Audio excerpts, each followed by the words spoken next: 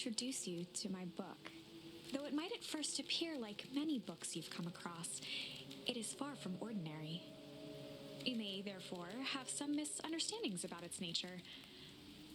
The story that awaits you has not been fully told. In fact, its conclusion is not yet known, even to myself. It is in that way that my book is special. It is in that way that you are special. Without you, there is no story. Chapter 1. Normal isn't what it used to be. This is a story about change. Nestled in a shallow valley is the town of Beacon Pines. Far from the town square, across the river, past the neglected welcome sign, a young boy walks alone at dawn. His name is Luca Van Horn, and like you, dear reader, he's here for a reason.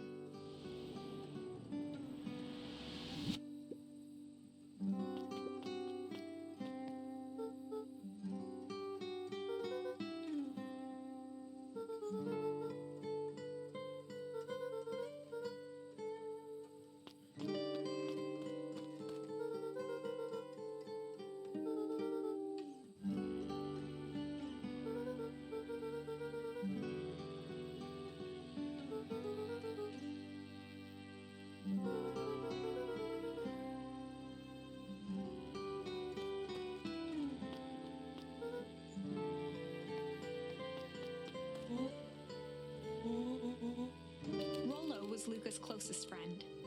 He possessed many fine qualities, but subtlety was not one of them.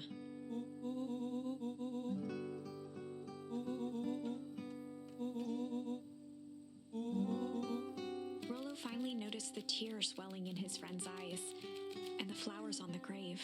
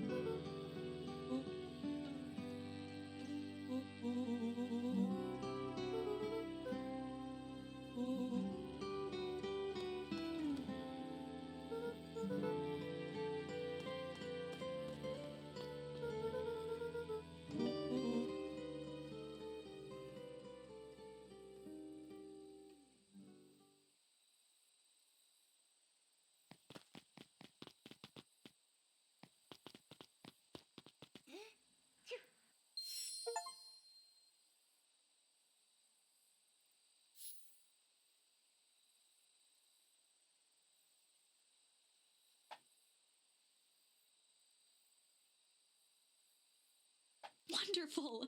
I had a good feeling about you from the moment you opened my book. That charm is a very special thing. Very special indeed. Keep hold of it for now. Its purpose will reveal itself soon enough.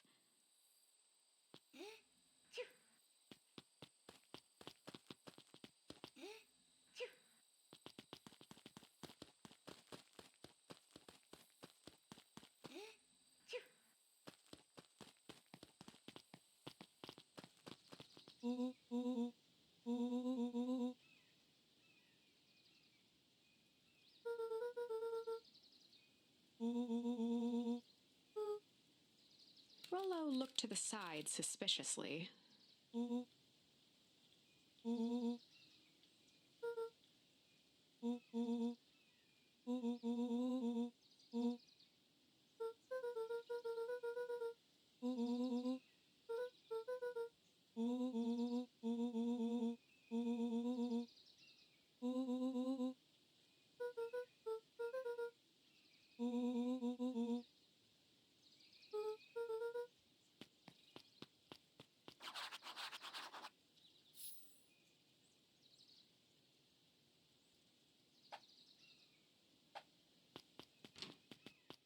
Dear reader, forgive me for this interlude.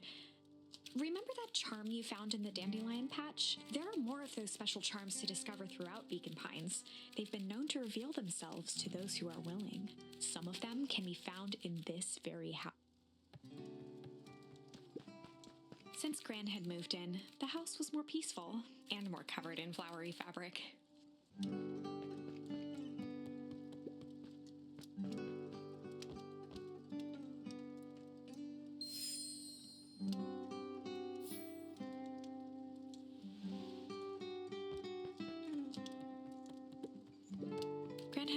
the fire.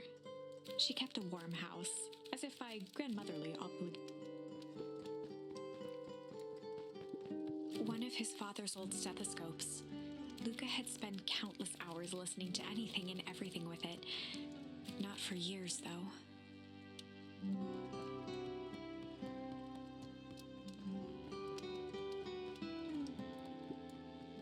Just some dusty knickknacks.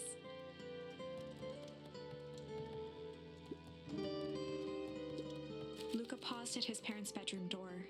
He just wasn't ready to go in yet. Gran had commandeered the upstairs closet when she moved in. Some things need shelter from a young boy's mischief, she said.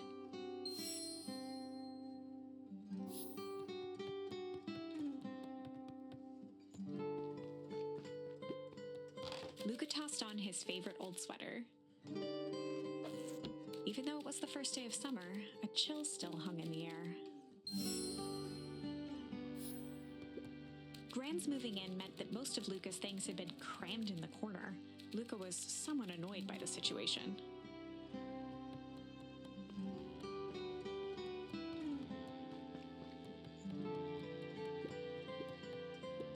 Gran's bed was undisturbed. Luca didn't mind that she had a habit of falling asleep in front of the fireplace. It meant that he could read late into the night.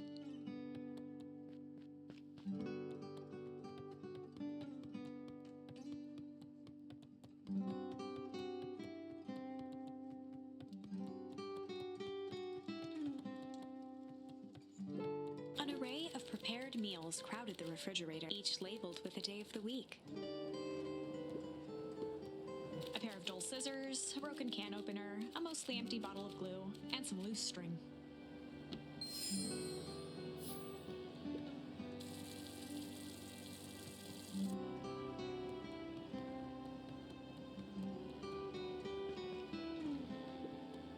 The only piece of furniture Gran had brought when she moved in was an old hutch.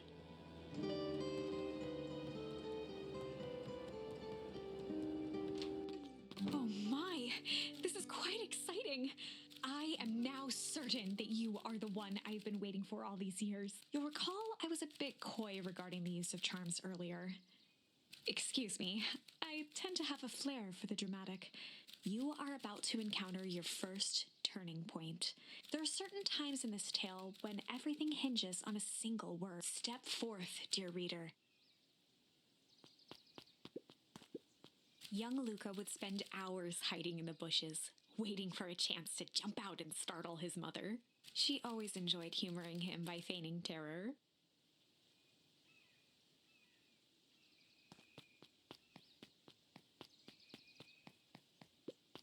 A beginner's guide to gardening laid open on the bench.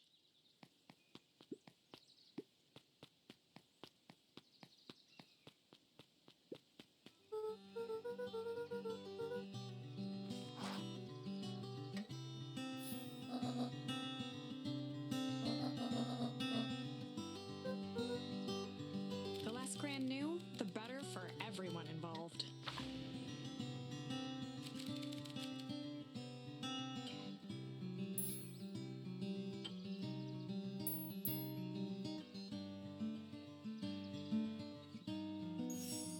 We were just gonna go chill for the day. The best lies are built on truth.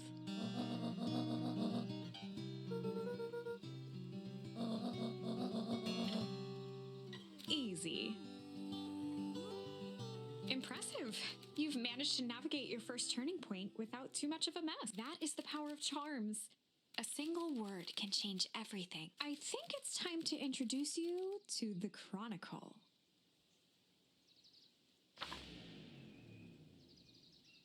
The Chronicle is a record of the decisions you've made. You can see the turning point which has been revealed. At any time, you can use the Chronicle to go back and invoke different charms, creating new branches. Luckily for us, this is the one and only turning point where the charms won't dramatically alter fate. It's the perfect opportunity to experiment with rewriting things.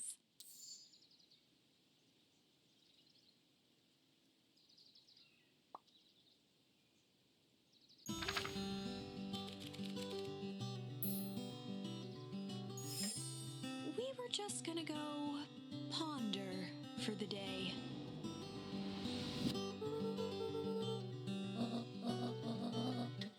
This was Luca's chance to sell his out.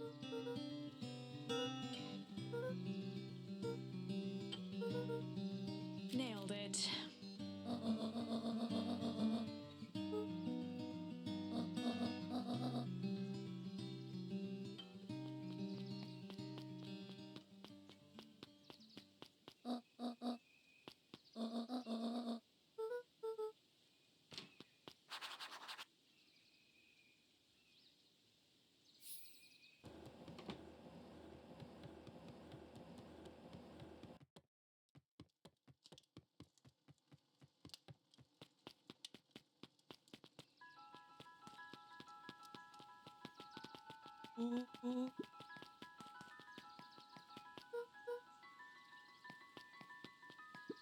For a town that saw few visitors, the welcome was perhaps more grand than necessary.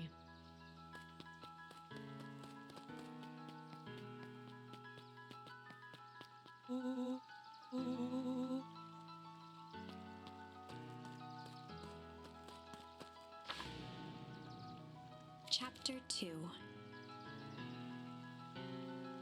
Welcome to Beacon Pines. For many years, this valley had been a small mining outpost. It wasn't until Sharper Valentine built his fertilizer company that Beacon Pines was established. Over the next 30 years, the town had grown and prospered until the foul harvest and his sudden death. In the 6 years since, everyone was simply trying to get by.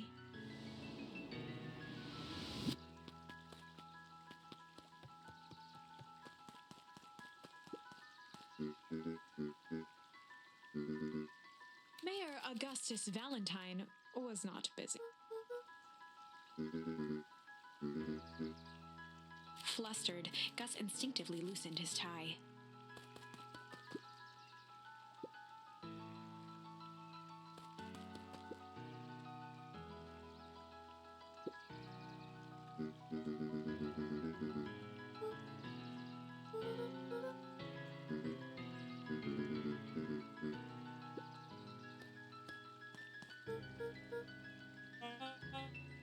William Kerr was the CEO of Perennial Harvest Company.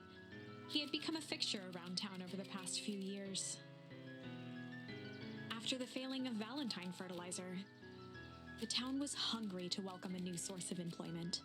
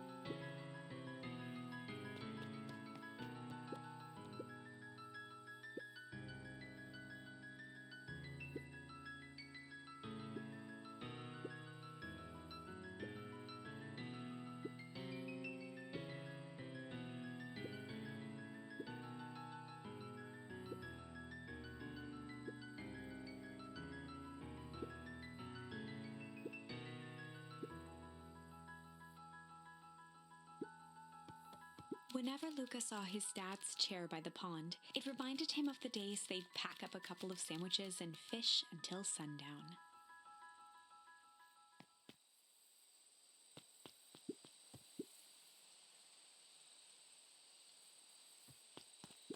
Luca opened the tackle box and picked the perfect bait.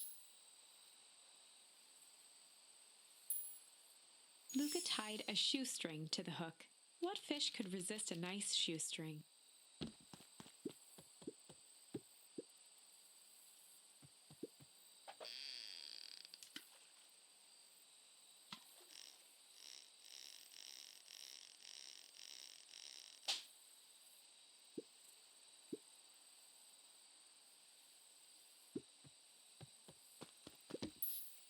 Luca tied a shoestring. What fish could resist a knife?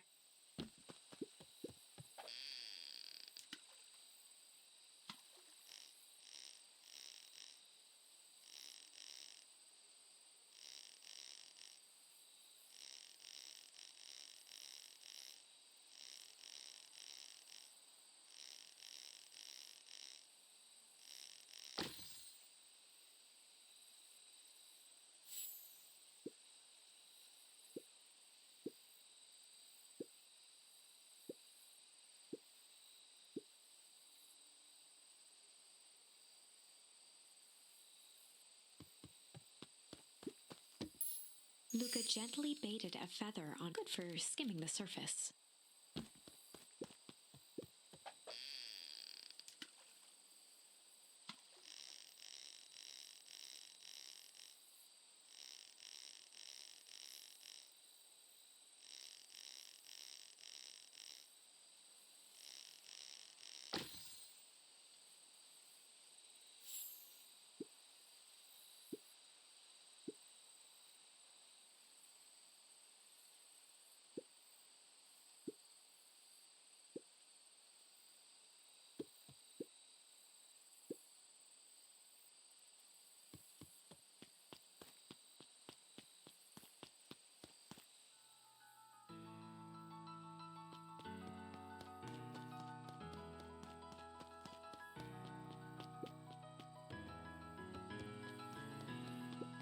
The boys had a good thing going, as long as they kept old Jeff happy. They had an endless source of precious materials to add to the treehouse.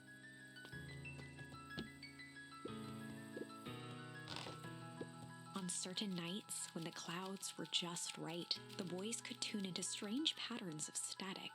Rollo thinks it's aliens. He always thinks it's aliens. After Luca's father had passed, Rollo became obsessed with them building their own Hank atomic star scraper. It was some time before Luca realized it was Rollo's way of keeping him occupied.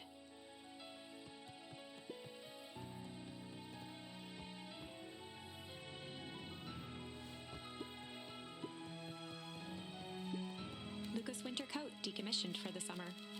With the cold holding out longer than usual, he reconsidered its usefulness.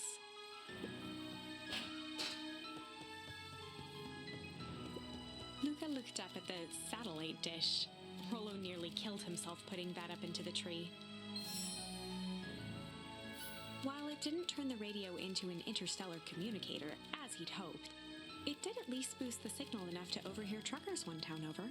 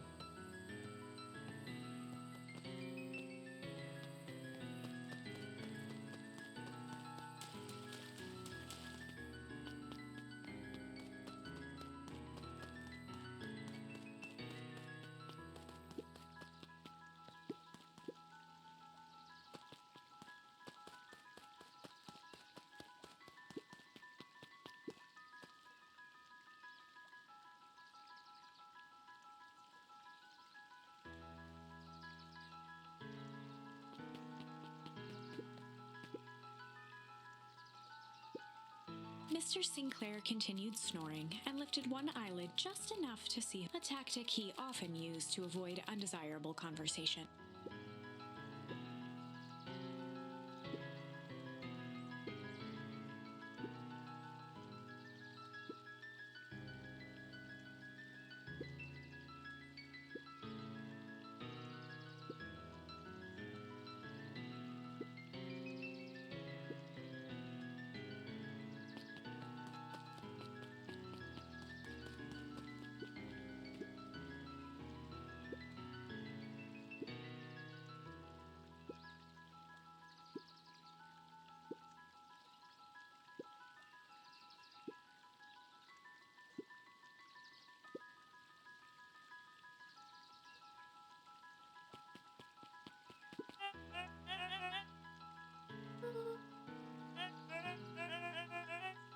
He pulled a pen from the pocket of his sweater vest and began to frantically jot something down on a clipboard.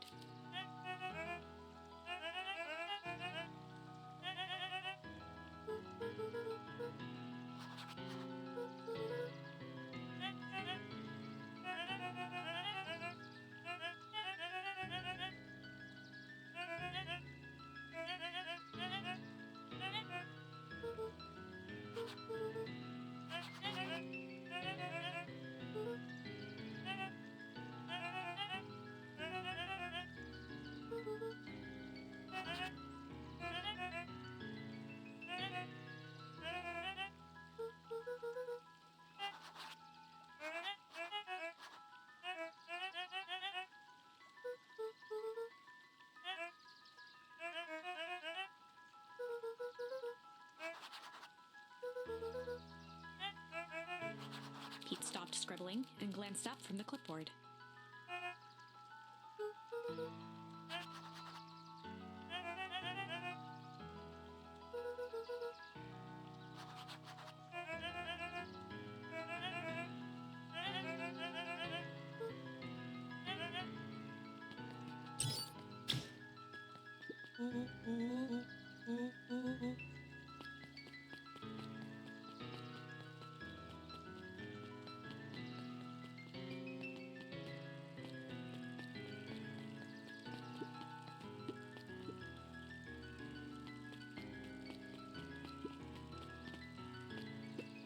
Luca could see the morning regulars nestled in their booths at the early...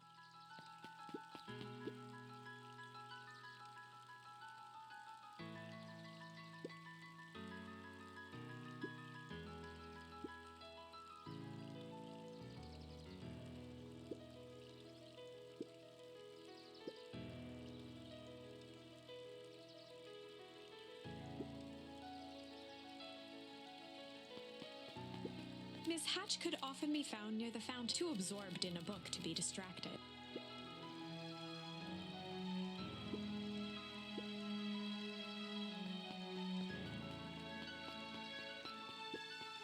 Holden Wilder ran the local paper of record, the Beacon Beacon.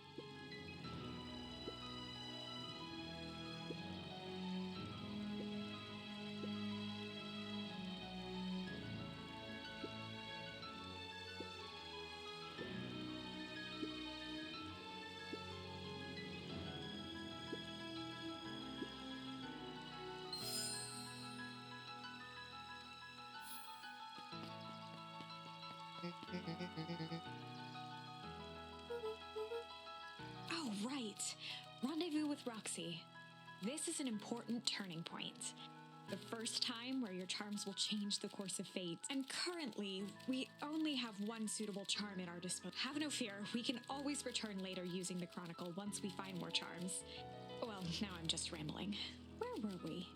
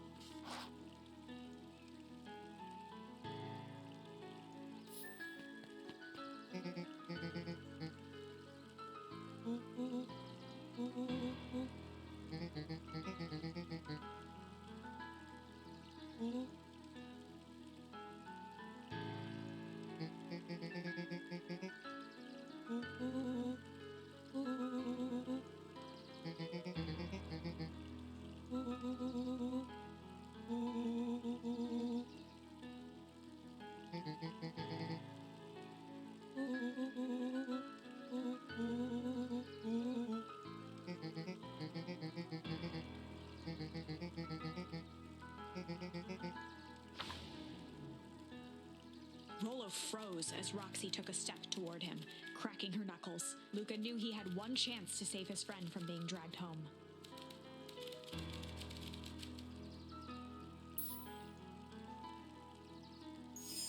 In the the past, he found the best way to deal with an enraged Roxy was to be a little chill.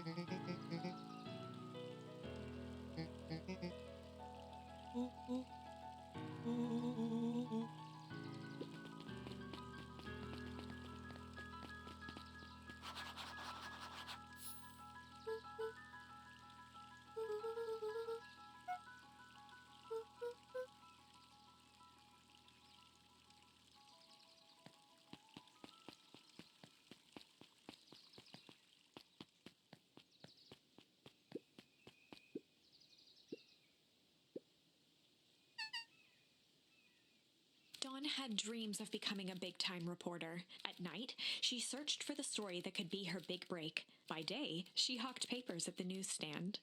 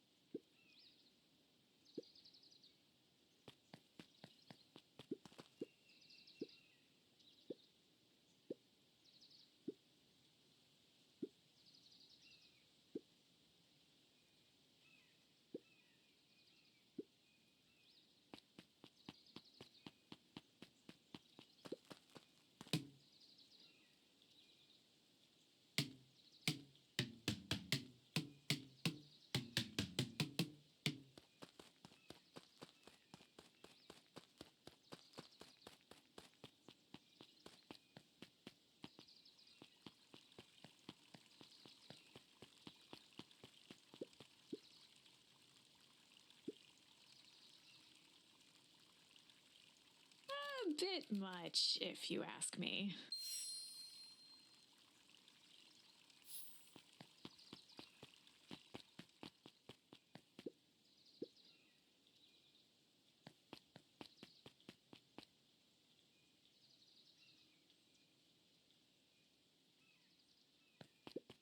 Jeff's hardware closed down about a year ago. The effects of the foul harvest stretched. When there are no crops in the field, tractors don't need fixing.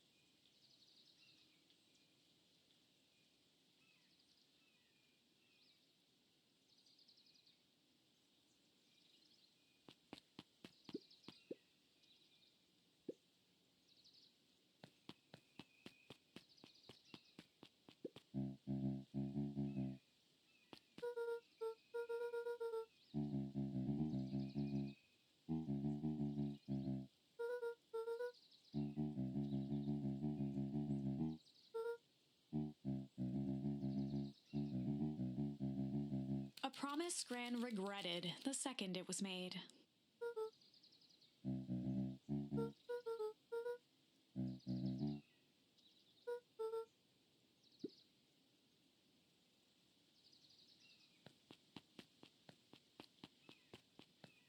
The phone booth was brand new. Part of Perennial Harvest's Beacon Pines It didn't see much use.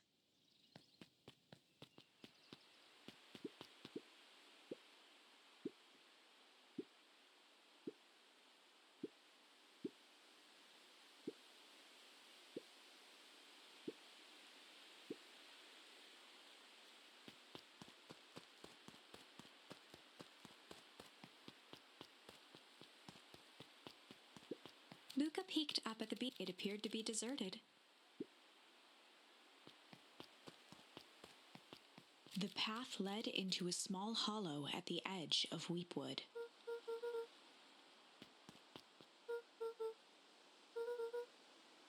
The fence thrummed with a gentle electric buzz. Luca often asked himself what Rollo would do, so that he could rule out that option.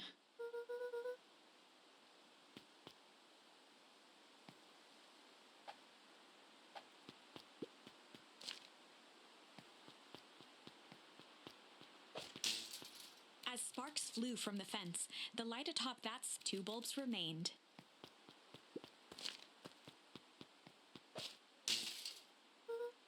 One more to go.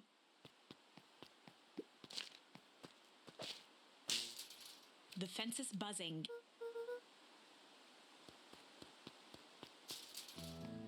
Every kid in town knew the old Valentine Fertilizer building. Long abandoned, the warehouse once served as the industrial heart of Beacon Pines. Now, it stood only as a reminder of things left behind.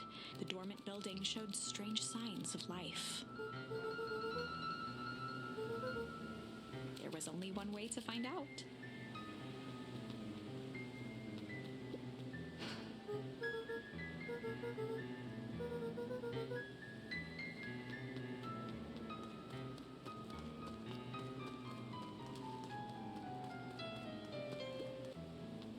The hose emitted a subtle sound. It was actively draining some kind of liquid.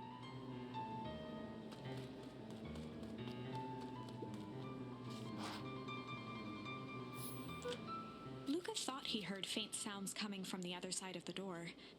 He pressed his ear against the cold metal to hear better. The sound of footsteps grew louder.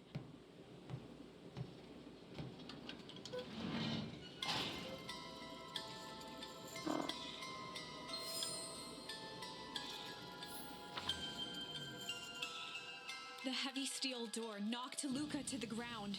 Disoriented, he looked up to see an imposing figure silhouetted in a green glove. It lunged toward him.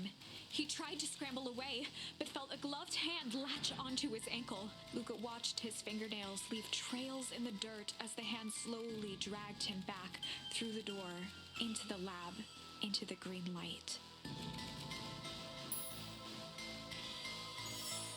This is a story about change. It was far from the sort of change Luca imagined for himself. But change is, after all, a dangerous animal. The end? I probably should have warned you about this. There are many paths that our story can take.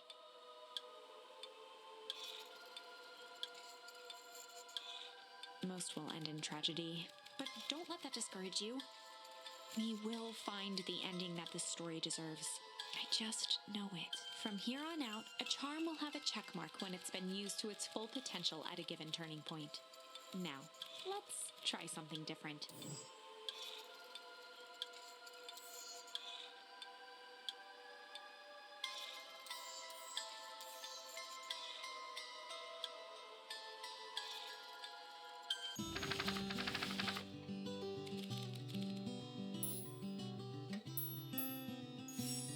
We were just gonna go chill for the day.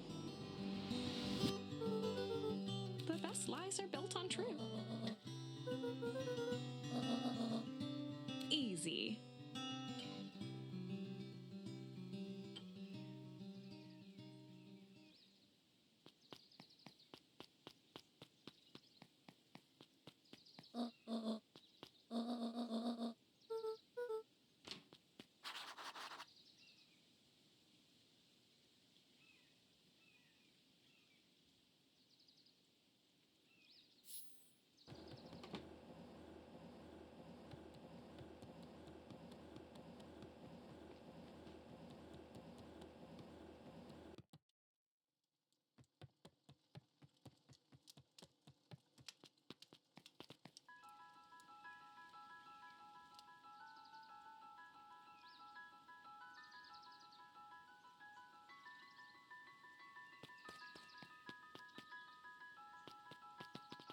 The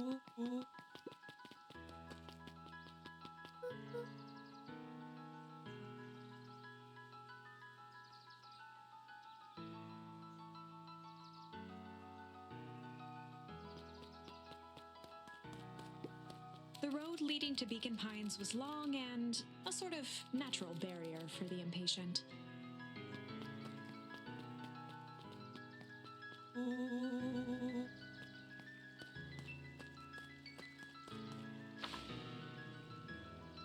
Chapter 2. Welcome to Beacon Pines. For many years, this valley had been a small mining outpost. It wasn't until sharper over the next, until in the sixth.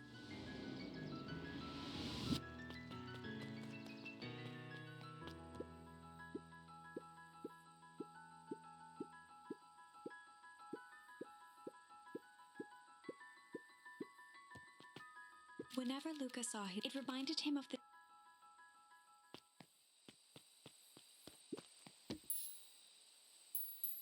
Luca tied a small magnet fishing with the law of attraction.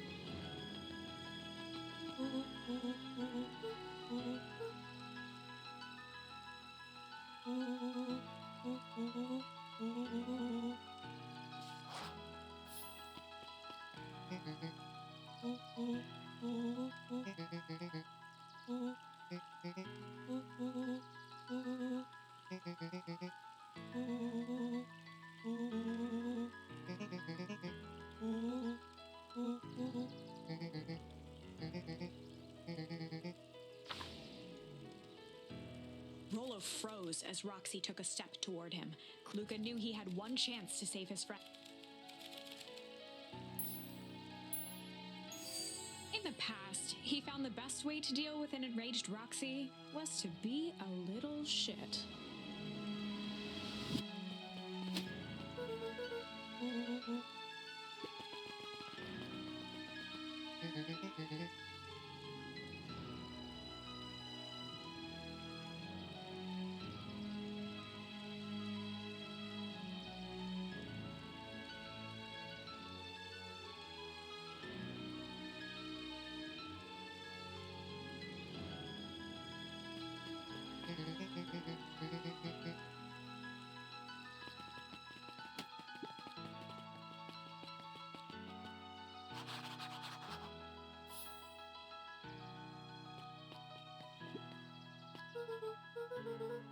Solomon Valentine, current ward of and future successor to the Valentine fortune, huffed as he brushed off his pants.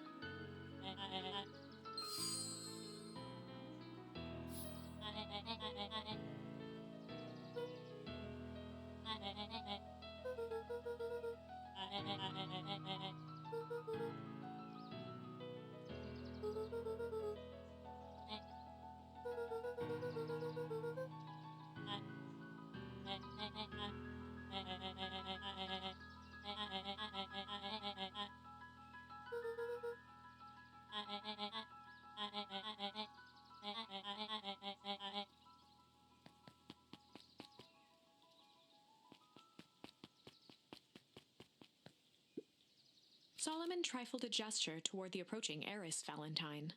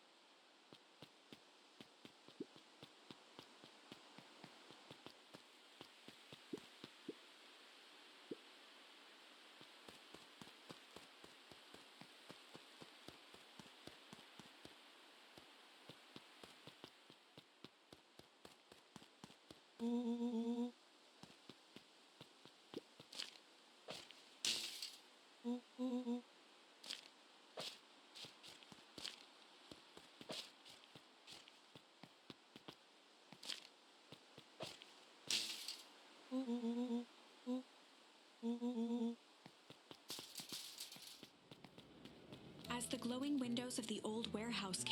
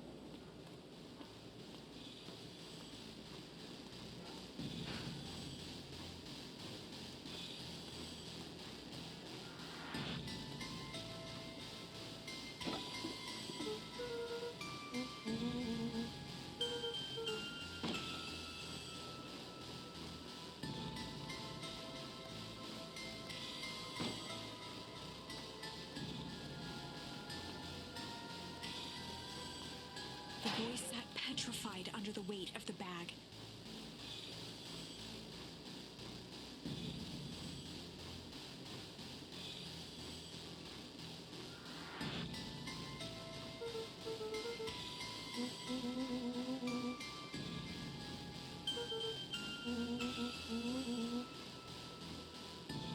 Rollo felt around at the large sack which burdened them. He snapped off a tag from just within a small zipper opening in the bag. Rollo held the badge up to a faint shaft of light within the dumpster.